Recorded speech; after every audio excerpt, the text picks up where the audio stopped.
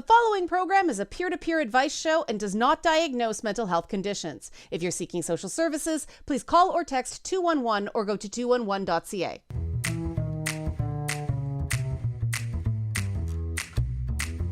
Welcome again to It's Not Therapy. I'm Leanna Kersner, and I am not a therapist. Welcome to those listening on Saga 960 AM in Mississauga and those listening around the world online. This has been a powerful week since the show launched last Thursday. The feedback, connections that I made with people were completely humbling, and that's how I want to start tonight, with a question in response to our talk last week about stress.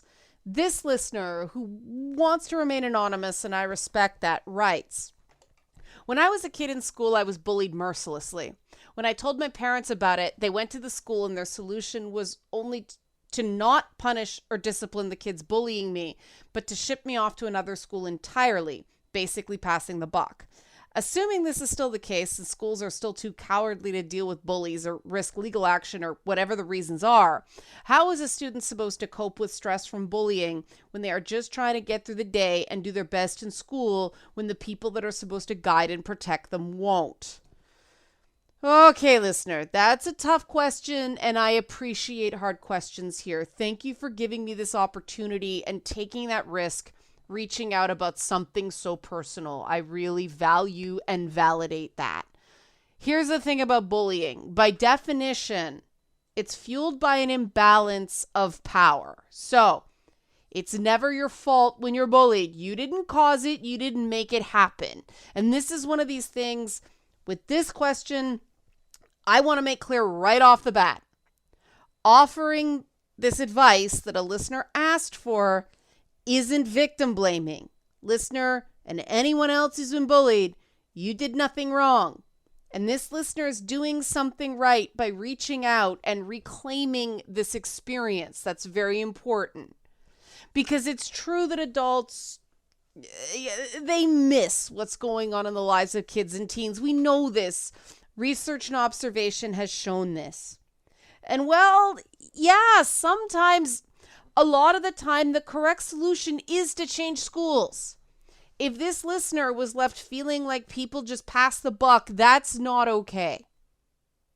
Obviously, people in positions of power didn't talk to this listener enough and didn't listen enough about what was happening and why the decision to change schools was made. Bullying leaves the bullied person feeling like they can't trust systems because the systems, well, they weren't fair. And this leaves this person feeling like they're not the hero of the own story. Yes, that's one of my top 10 sayings on this question. So, listener, you're still the hero of your own story. Superheroes like Spider-Man and a lot of the X-Men were subject to merciless bullying just like you. In many versions of Spider-Man, Mary Jane Watson comes from an abusive home. So this happens to men and women alike. We have narratives. Non-binary people get bullied, definitely. Trans kids get bullied. So, anyone listening, how do we get you feeling superpowered here? This is where another one of my top 10 sayings comes in. Self-esteem can't exist without self-compassion. What does that mean here? A person just can't stop being bullied. They can't just will it to stop, no matter how strong or tough or smart or brave they are. The power dynamics involved in bullying mean that can't happen. When I was a kid, back in the day when dinosaurs roamed the earth, no, I'm not that old, I just like dinosaurs and want to imagine. I was told, punch the bully in the nose and he'll stop. So you know what? I did. And you know what happened? That really hurt my hand, and then the bully slammed my head into a brick wall. He was twice my size. He was way meaner. Good advice, foolish grown-ups. That was sarcasm if you can't tell. This is where my first bit of advice comes in about being gentle to yourself. Be compassionate to yourself. Listener, you asked how someone can get through the day and do their best. You already did your best. And the horrible thing is that bully took that sense of accomplishment away from you with their torment. That's on them, not you. You shouldn't have to carry that around anymore, so I hope you're listening. Listener, you did good because you didn't become like that bully. And that's your success. That's your heroism. Surviving bullying and healing from it is an accomplishment. Now, how do you do that? 2 more of Leanna's top 10 sayings. Healthy goals are based on things you can control, and don't let problems that aren't your fault become mistakes that are. Now, again, I'm going to repeat. The question was how to just get through the day and do your best while being bullied, especially as a kid or teenager. Healthy goals here don't involve overpowering the bully in any way. That's beyond your power. It's a power imbalance. Healthy goals involve minimizing the psychological impacts the bully has. So a goal could be, not taking their bait and then rewarding yourself for getting through each day. Your goal could just be get through the day. Just get to 3 o'clock, 4 o'clock, whatever. When you're bullied, just getting through the day while you still feel like you, mostly, is an achievement. So when you get through that day and mostly still feel like you, celebrate that by doing something good for yourself. That's the self-compassion element. For me, being good to myself is playing video games because I freaking love video games. But it can be anything like that. Playing your favorite song, talking to a friend, dancing around, going running in a field, snuggling with your pet, anything that feels good. And in this case, I do mean anything that doesn't hurt another person. My next bit of advice for those who are being bullied is this. Tell someone you trust. It doesn't matter what the outcome is. Just tell someone. Have someone you can talk to about it. Because this is where the research comes in.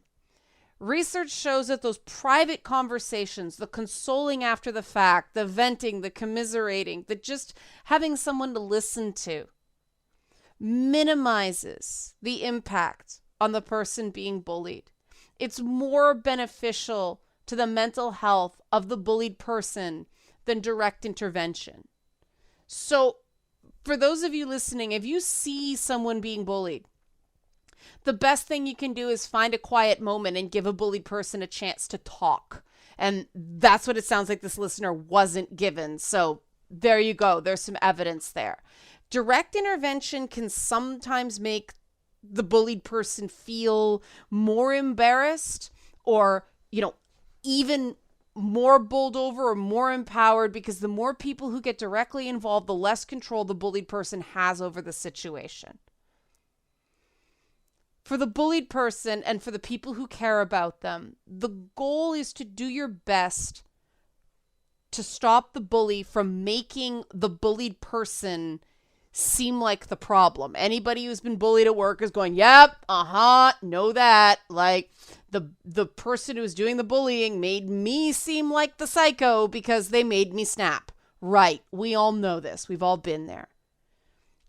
This means maximizing opportunities to walk away, taking those deep breaths, just getting space, generally minimizing how much the bully gets in your head.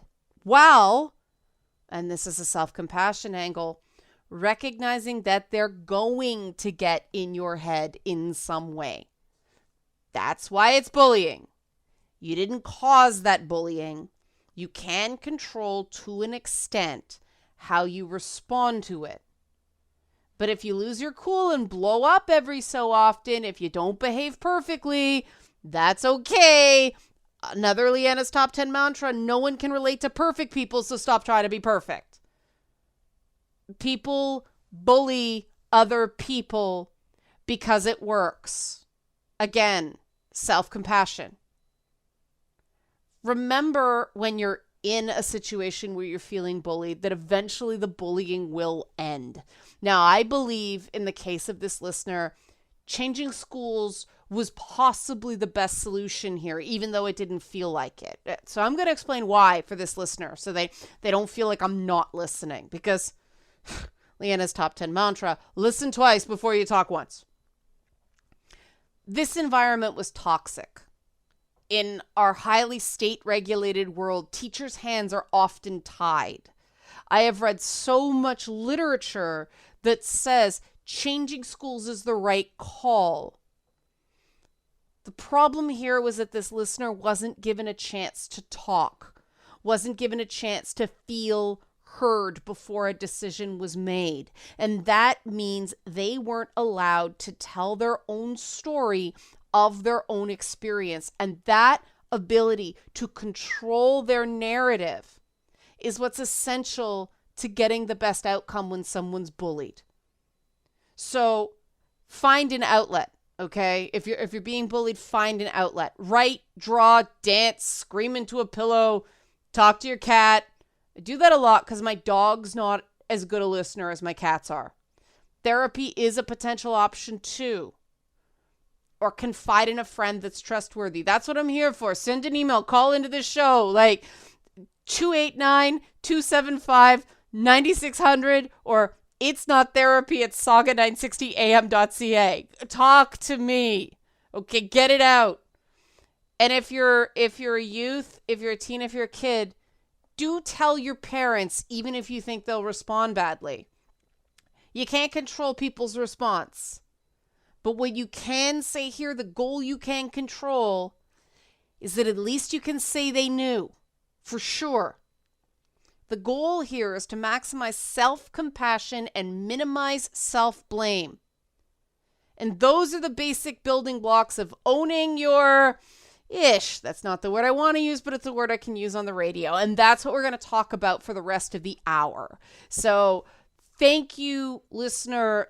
Thank you for your vulnerability. It is a gift, and it tells me you did do your best. You did get through your days. You were your best self, even if it didn't feel like it, because this vulnerability tells me you are a good and kind person that wants to make your experience be something that can be, a positive thing for other people. So you are a superhero, at least in my eyes, and I consider myself an expert on superheroes. Okay, we're going to go to break right now, then come back with the interview for this episode. We're going to talk with a youth outreach worker with more advice on self-ownership, how those building blocks begin. So stay tuned. If you want to contact, if you want to reach out, the number is 289-275-9600, or you can get in touch with me with It's Not Therapy at saga960am.ca. That's It's Not Therapy, no apostrophe. It's grammatically incorrect, but it's email at saga960am.ca. Stay tuned. Through this quick break, self-ownership. We're going to own our ish on It's Not Therapy on Saga 960 AM. The following program is a peer-to-peer advice show and does not diagnose mental health conditions. If you're seeking social services, please call or text 211 or go to 211.ca.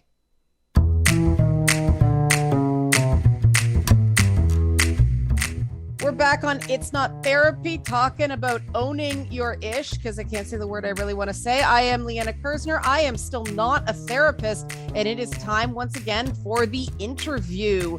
This week, I have a really good friend of mine, Arlene Rose, a youth outreach worker, life coach, the creator of the Urban Arts Self-Discovery Program.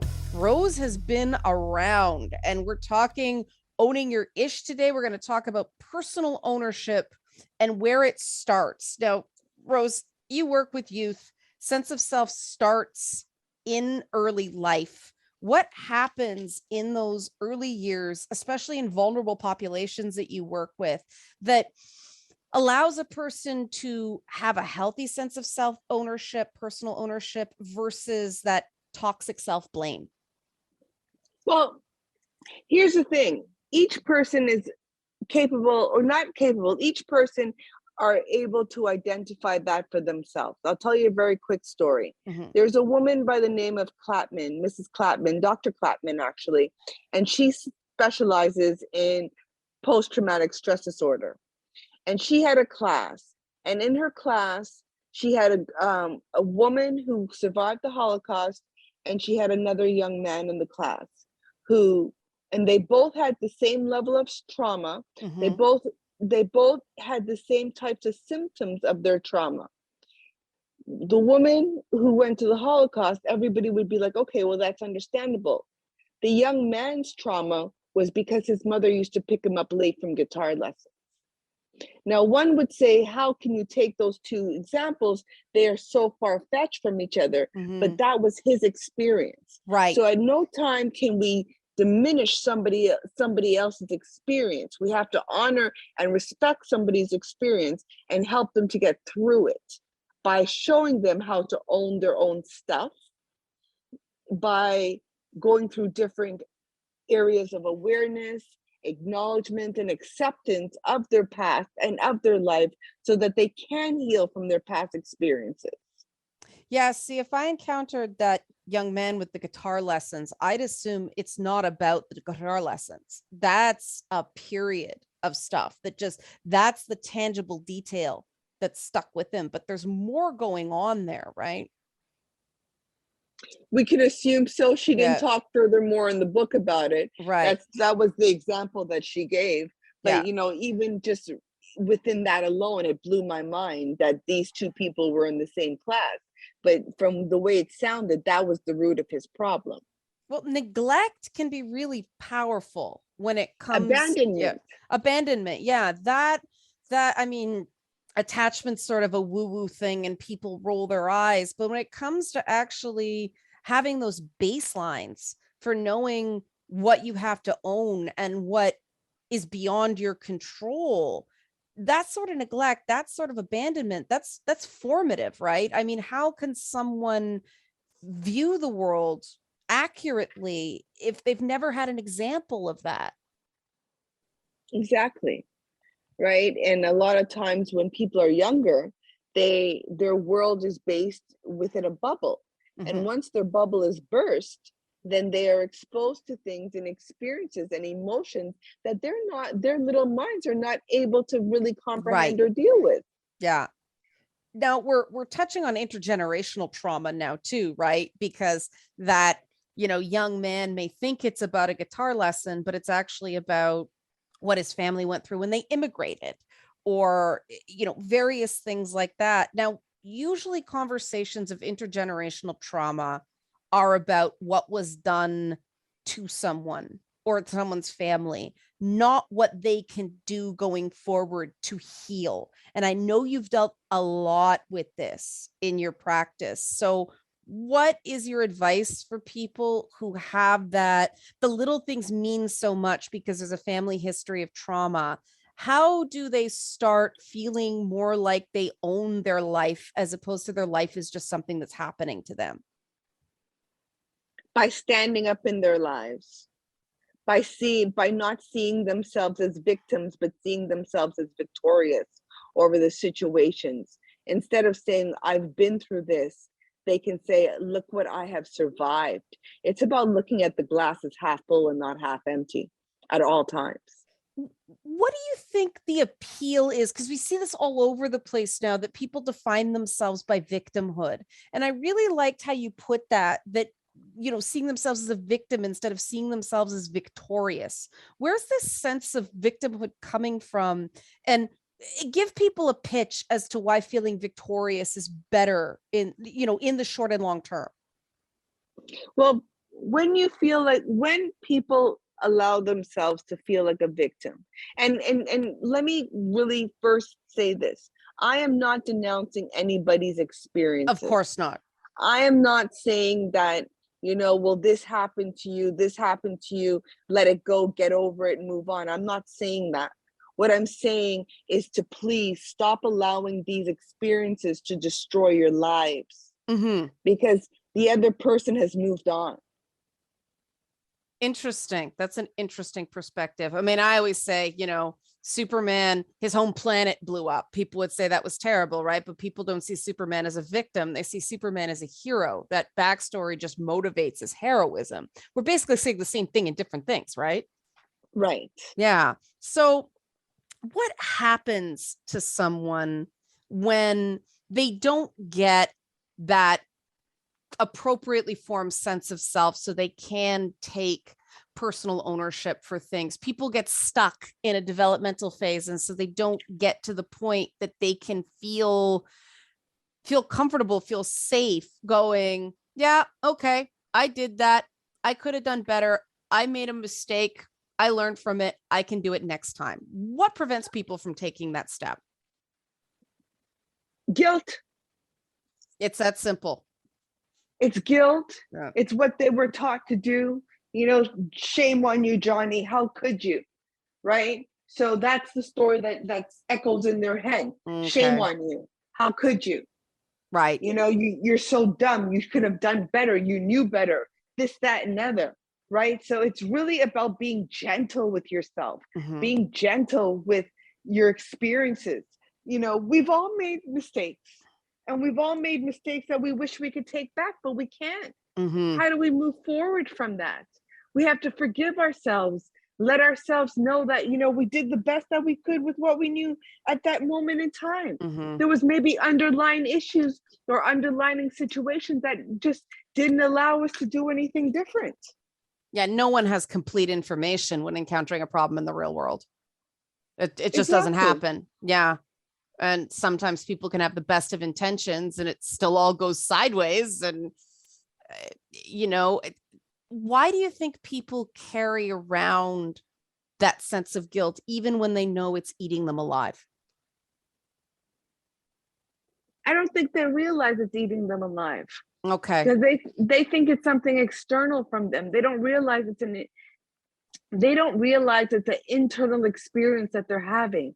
They see it as an external issue. Because they were taught from an external source. Exactly. So people have to be aware that they're feeling guilty before they can alleviate the guilt from themselves. Right. Which brings us back to awareness, right, acknowledgement, right, and acceptance. Right. To be aware of what happened, acknowledge what happened, and accept what happened from a place of no shame and no guilt. How do you describe how that feels like to somebody, a place of no shame? Because a big part of this show is filling in those blocks that conventional therapy can't give someone. They can say, oh, you have to get closure, or you have to work on your self-esteem, or you have to work on your self-compassion, but every path is different. So how do you describe acceptance without shame? It's learned behavior. It takes time to learn how to accept yourself without being shamed. Put a joke to it. Laugh at yourself. That's what I do. I always make a joke out of it. It's like, this is going to be a funny story, or I turn it into a funny story. Yeah. Laugh at yourself. Find comedy in it. You know, really work with yourself in regards to, you know, expressing what you've experienced in a way that it's not as bad. So there's an exercise that is also done where you take an experience that you've had, you write it out, and then you reframe it, reframing the experience. So you talk about, so let's say, for example, Johnny fell off his skateboard and everybody laughed at him. That could scar Johnny for life. Sure. So in rewriting that story, Johnny gets to rewrite the story that, you know, he was on the skateboard, he fell off the skateboard, people were laughing, but, you know, so-and-so was laughing, but he came from, like, let's say, an abusive home, or, you know, Jackie was laughing and they didn't know what they were doing. They were kids, they were 7 years old, and to a 7-year-old, everything is funny. That now makes the situation light. Right. Yeah. When I was doing promo for the show, when it premiered, I was told it was one thing was a radio interview, and I never do this, but I was tired and I didn't want to get cat hair on my shirt. So I wore a bathrobe. And right before, you know, I'm there, fortunately my makeup was done, but they're like, if you could just turn your camera on for a radio interview. And I was like, oh no. And at that moment, instead of freaking out, I was like, this is going to be a funny story later. And I kind of sunk down and turned my camera on so they could just see my shoulders. And it happened to be May the 4th. And I had like Baby Yoda in the background, and that's all they saw. But I could have beaten the crap out of myself for being quote unquote lazy there. But I was tired. I was overworked. It happens. It's not the end of the world. So what would you call that? Well, it's self-compassion, but it's also wisdom of years that I've just made so many mistakes that each one feels smaller. Exactly. But that self-compassion piece is huge. Yeah. Yeah. That only comes from learning how to make mistakes. I agree with you. It is a learned skill, but it's also a skill that can be practiced. Like Yes. nobody's telling you to go make more mistakes so you can develop self-compassion. Rose, that'll happen all on its own. I am an expert in making mistakes. It's something I know I'm good at.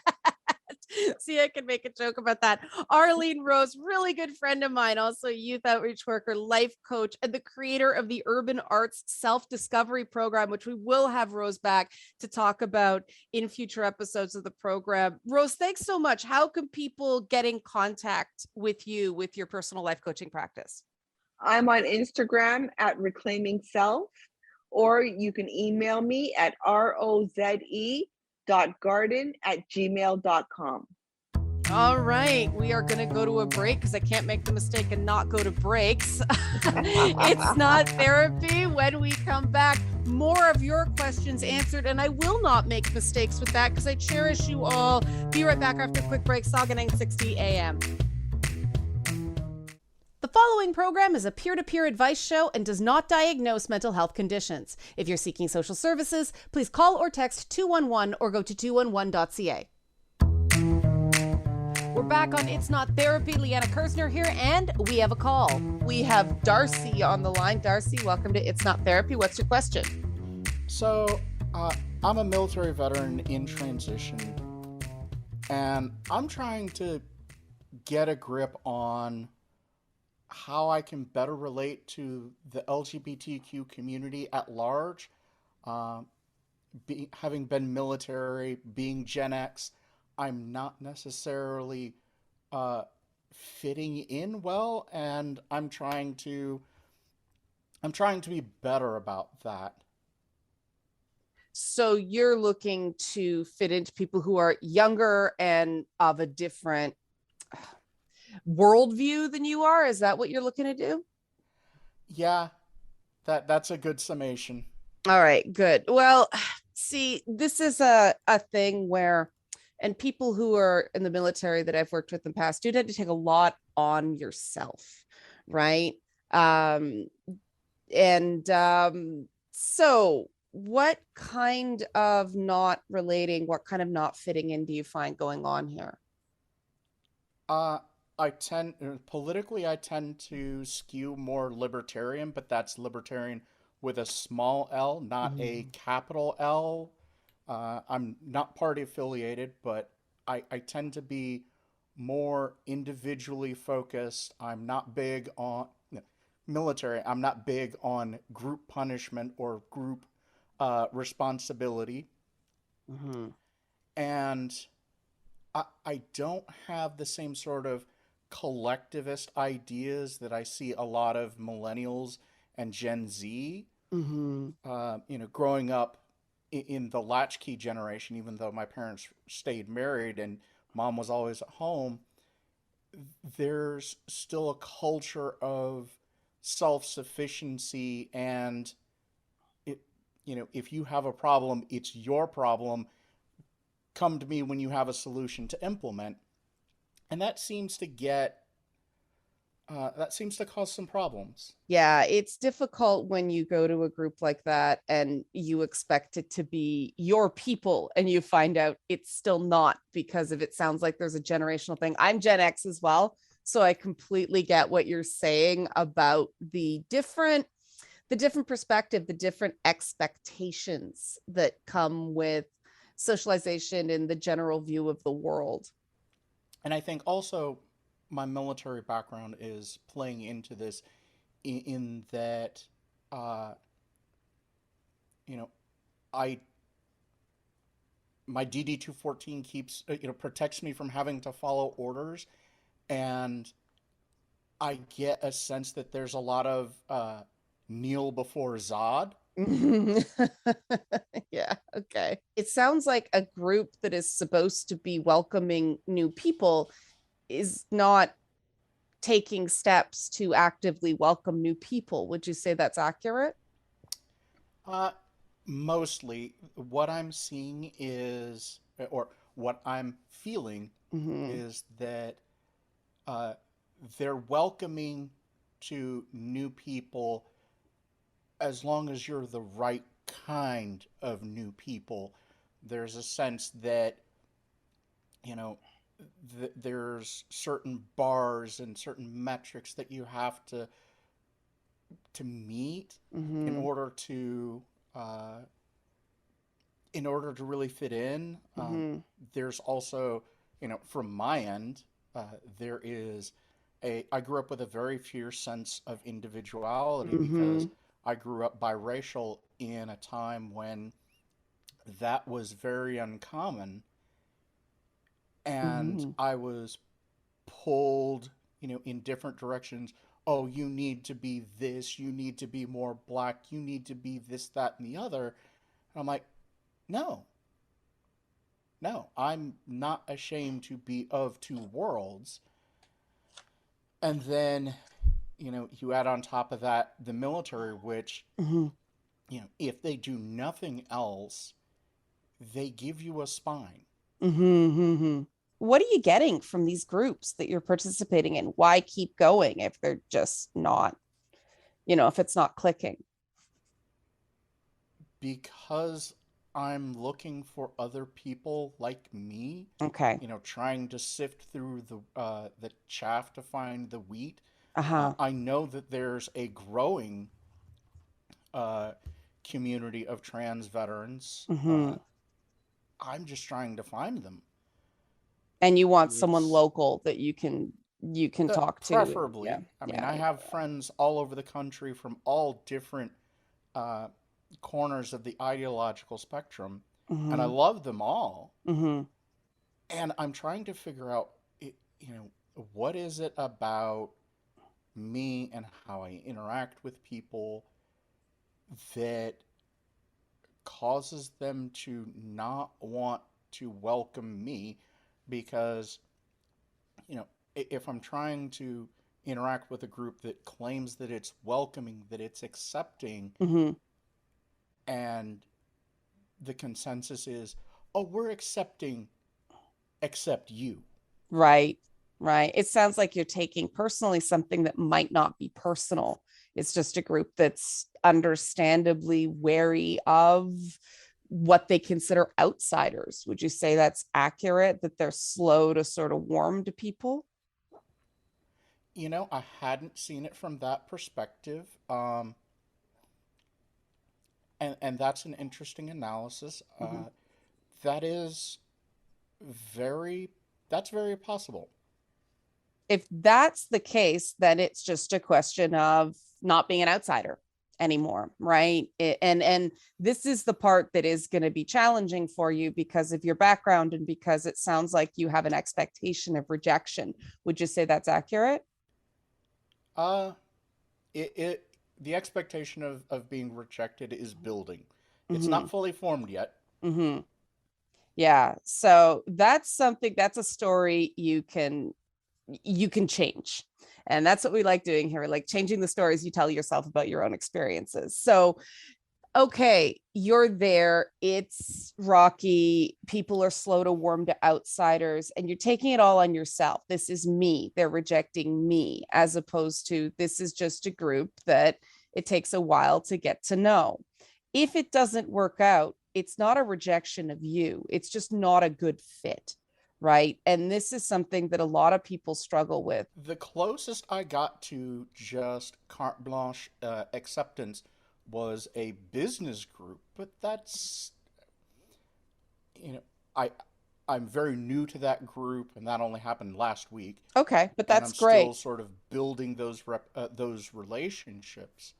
Uh, but having a seat at the table and it was almost as if all of their identifiers were playing second fiddle to who they were within the business community. And that was so refreshing because of my military experience. You know, you were a soldier. You Right. were, whatever rank and whatever, your job was, those were your primary identifiers. And it's even baked into the culture, referring people referring to people by their last name Yes. versus their first. Mm-hmm. Mm-hmm. Mm-hmm. Okay, it's very important that you found a place that was a better experience so you can compare and contrast it to the stuff that isn't working. It sounds like what's happening here is that, this is where we talk about intersectionality, and it's a dirty word in some places, but you're not just a trans woman. You're biracial, you're ex-military, you're interested in business, and finding places that validate all of those parts of you seems to be proving a challenge because everything's organized around one piece of identity. Does that sound correct? Oh, yes. Yeah. And it sounds like you're most comfortable in a place that the identity is about something you do, not something you are. Yes. Right. Well, that's an important thing to recognize. I mean, it may be that this business group is the best fit for you just based on that. It's a common misconception that people make fast friends and get along because of common interests. I mean, pretty much every meetup or dating algorithm under the sun works that way, right? But it's really not about that. You can share in something that's not your favorite thing with somebody who's one of your favorite people, right? It's those core values. It's your view of the world. It's expectations you can meet, and feeling of my natural reaction to a situation is going to be accepted, correct? Okay. You see what I mean? Yeah. And so it's more that it's really, and it sounds like you have a pretty good sense of those core values and what you want out of life and what you expect. You want people with a strong sense of personal accountability. You want people who basically own their mess. It also sounds like there is a bit of an age gap with some of these groups, and that is a challenge in LGBTQ circles because as people get older, um, they form community ties when they're just it based on sexual orientation. When it's gender identity, there's this additional thing of starting over, right? Changing your name, changing your appearance. A lot of people start totally fresh. They don't have that many people in their lives pre-transition. Do you have many former friends or past friends or family of origin to lean on? Oh, goodness. I'm the only trans person in my extended families. Okay. I am exceeding lucky in that my immediate family, or what's left of them, Mm-hmm. are absolutely welcoming. And when I came out as trans, this might be a shocker. Even my hardcore conservative friends were accepting and full throated supporting. Right. Because they know you're Because, not an abstract. right, I feel like I should remind you right now, you're not required to go to groups based on a particular part of your identity, right? If you can find a place in these business groups, you're very independent. You can probably get certain supports from the internet as well. Do you feel like you're getting anything out of these groups in these meetings?